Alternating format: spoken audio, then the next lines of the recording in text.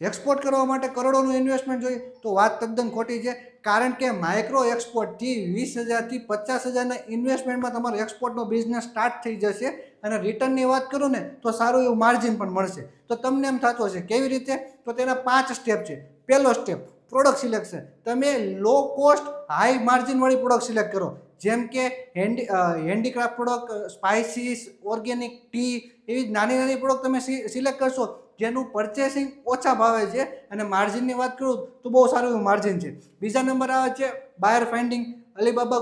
Alibaba છે, Amazon global છે, eBay, ઇટ્સી જેવા જે પ્લેટફોર્મ છે એમાં એક્સપોર્ટ અત્યારે બૂમ પર છે અને લિંક્ડઇનના બિઝનેસ ગ્રુપ અને B2B પોર્ટલમાંથી તમને ફ્રીમાં લીડ પણ મળી જશે.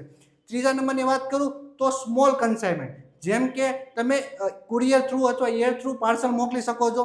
બીજું, એક બોક્સ પણ તમે મોકલો ને તો તેને એક્સપોર્ટ જ કહેવાય. ચોથા નંબરનો સ્ટેપ આવે છે પેમેન્ટ એન્ડ ડોક્યુમેન્ટેશન.